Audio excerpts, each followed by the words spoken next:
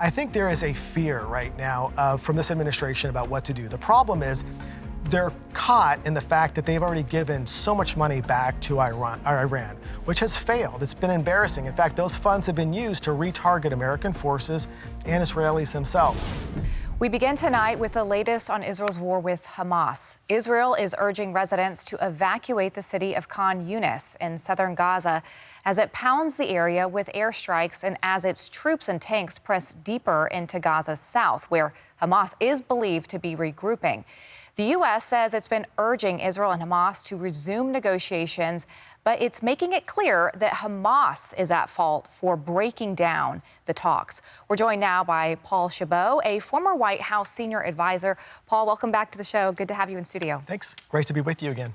Okay, so over the weekend, the administration said publicly through many different people that Israel needs to be careful how it operates in Gaza, and how it wins the war is just as important as winning.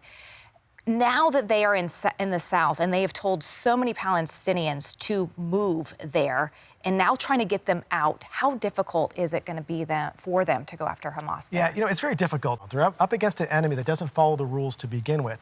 So they're utilizing human shields, population densities, which largely aren't going to move, maybe can't move out of the border areas. So Israel's been very clear. They're going to continue to strike targets. And yes, wars are ugly, they're brutal, there's going to be civilian casualties, but Israel is not intentionally targeting civilians. We're just in a population-dense area fighting terrorists. So the U.S. is hoping that these negotiations between Israel and Hamas will resume, but Hamas has come out and said there will be no more release of hostages until there's a total ceasefire. What does that signal to you about Hamas's readiness? This is the dangerous part that I think we all knew we were going to come to with Hamas. They're going to continue to utilize this ability to try to negotiate, to rebuild as they've done in Gaza during the ceasefire. They didn't release all the hostages. They certainly could have. They're still Americans, dual citizens, which are currently held. The goal was to get the women and children released. Not all of them have been released yet. And so now we're back into the ground operations. We know as of tonight, Israel has tanks into southern Gaza. In the north, they're largely taking control there as well. But then you see other areas around Lebanon, mortaring in northern Israel. And then you got the Houthis down south, where you had an American destroyer take out drones that were targeting Israel as well. So we are back at full battle, and we really hope the public perception here does not criticize the casualties, which we're going to see in a natural war as this progresses in the days forward. You talk about the Houthis. Just this weekend, the Pentagon said that they took responsibility for airstrikes, drone strikes on U.S. ships and 3 commercial ships in the Red Sea. So far, Iran doesn't seem to be too afraid of the U.S. using some of their backed groups like Hamas and the Houthis to attack the U.S. Even over the weekend, we had the former CIA director and Secretary of Defense, Leon Panetta. He said this: "I would be much more aggressive about going after those attacks of our U.S. forces than Biden is." Right. What's holding Biden back? Remember, this has been happening for quite some time with Iran. They're not direct conflicting us. When I was in Iraq in 2008, most of our service members that were killed was from Iranian-made IEDs. Iran was not direct on the ground. They had their proxies outside the circle. They're replicating that exact same strategy here, but from multiple areas of the globe surrounding Israel.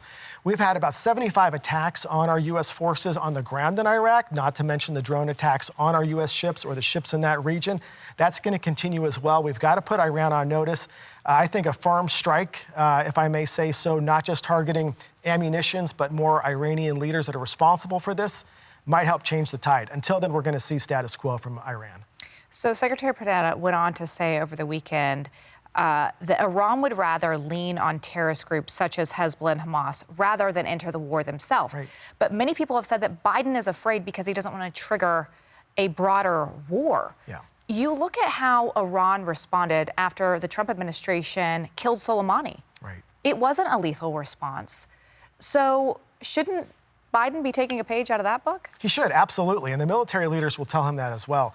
I think there is a fear right now from this administration about what to do. The problem is they're caught in the fact that they've already given so much money back to Iran, which has failed. It's been embarrassing. In fact, those funds have been used to retarget American forces and Israelis themselves. I don't see this administration taking a firm stance against Iran, which is why I think this is going to continue to play out. What's been important, though, in keeping, not going to say peace in the Middle East right now, but we have moved forward carrier battle groups into the Middle East, which I think Hamas was not expecting, which has kept larger players largely on the outside in these more skirmish attacks of drone attacks or mortar attacks rather than an all-out frontal assault on all borders of Israel at the same time.